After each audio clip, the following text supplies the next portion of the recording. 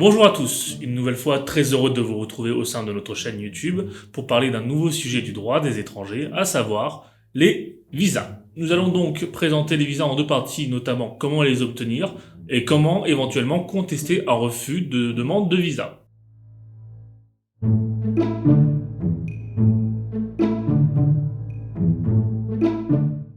Tous les pays, dans l'ordre international, ont le droit de réguler l'accès à leur territoire.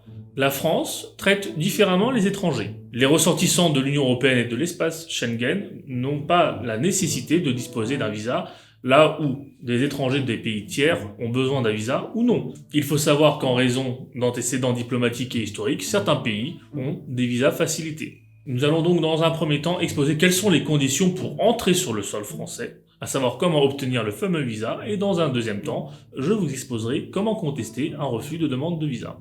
Quels sont donc les documents nécessaires à avoir pour entrer sur le sol français? Nous distinguons deux types de visas. Les visas dits court séjour et les visas dits long séjour. Les visas court séjour ont vocation à réguler l'entrée sur le territoire français pour des séjours inférieurs à 90 jours. Là où les visas long séjour vont réguler le séjour, comme l'on l'indique, pour des longs séjours, soit supérieurs à 90 jours.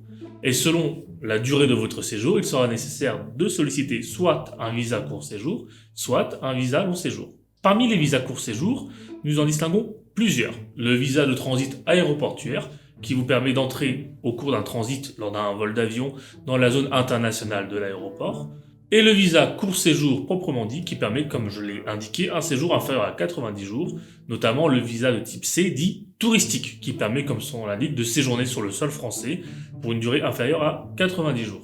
Cependant, si vous souhaitez séjourner en France plus de 90 jours, il sera nécessaire de solliciter un visa long séjour. Parmi les visas long séjour, nous distinguons deux grandes catégories. Le visa long séjour dispensant de titre de séjour, il permet de résider 1 an sur le sol français, et le visa long séjour valant titre de séjour, qui, comme son nom l'indique, est non seulement un visa qui permet l'entrée sur le territoire français, mais également d'y demeurer.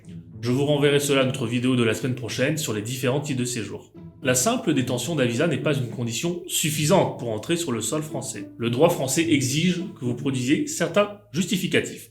Pourquoi?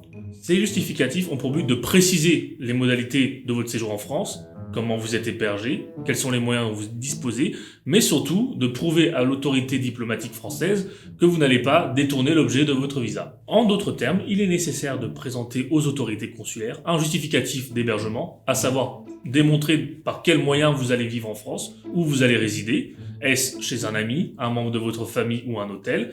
Vous pouvez produire une attestation d'hébergement ou tout simplement votre réservation d'hôtel. En plus de cela, il sera nécessaire de démontrer que vous disposez des moyens de subsistance nécessaires tout au long de votre séjour, à savoir comment vous allez pouvoir subvenir à vos besoins.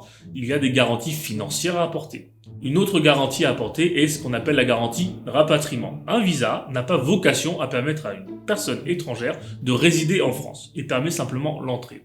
Ce qui signifie que pour obtenir le visa, le consul exigera de vous la démonstration qu'à la fin de votre visa, vous allez rentrer effectivement dans votre pays. À cette fin, il est très facile de produire le billet d'avion retour qui démontre votre volonté, à l'issue de votre visa, de rentrer chez vous.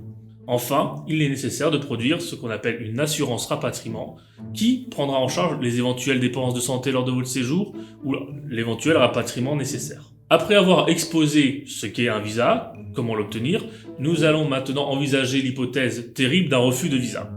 Ce n'est pas une fatalité. Il s'agit d'une décision très courante. La régulation, qui plus est avec le Covid, de l'entrée des étrangers en France, a été assujettie à un véritable durcissement des règles. Les consuls n'hésitent pas à refuser massivement les visas.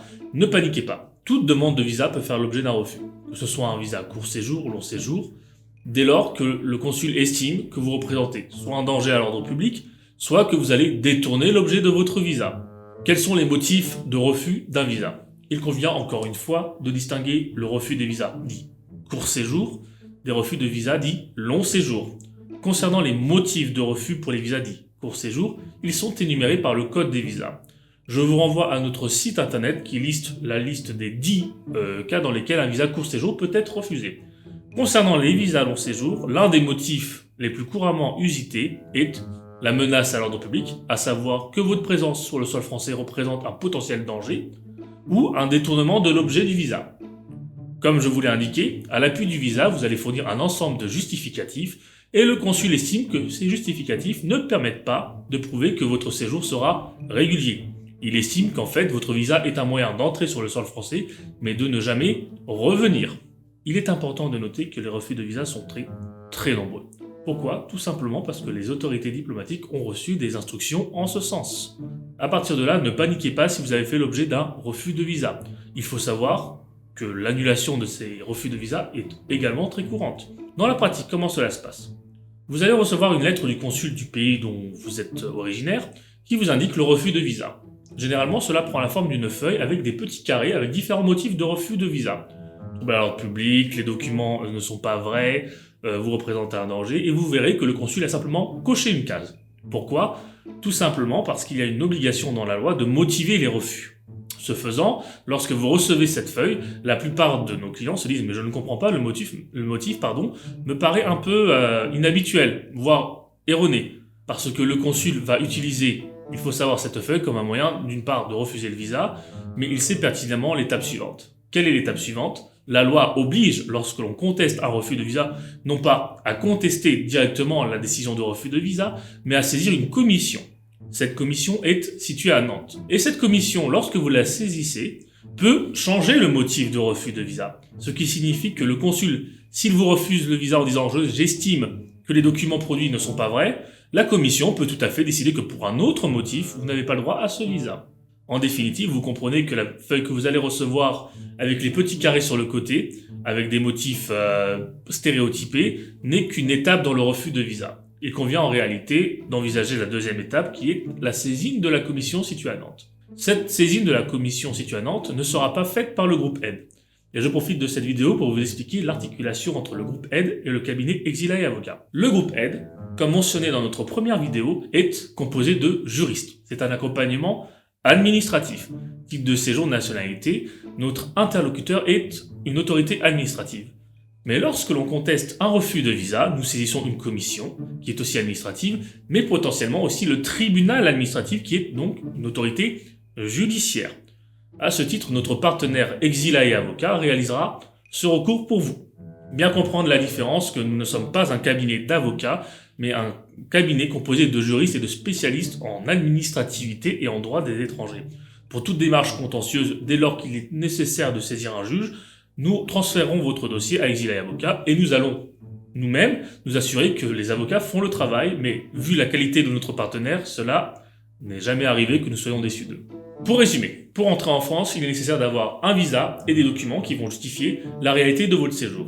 Si le visa est refusé, vous devez saisir une commission à Nantes. Cette commission à Nantes peut soit dire nous désirons lui octroyer le visa ou nous confirmons la décision de l'autorité consulaire et il sera alors nécessaire de saisir le tribunal administratif. J'ose espérer que cette vidéo vous a permis d'apprendre certains éléments. N'hésitez pas comme toujours à vous abonner et à nous poser vos questions dans l'espace commentaire, nous lisons tout. Et pour ma part, j'aurai encore une fois l'immense plaisir de vous retrouver la semaine prochaine pour une nouvelle vidéo. Prenez soin de vous et à bientôt.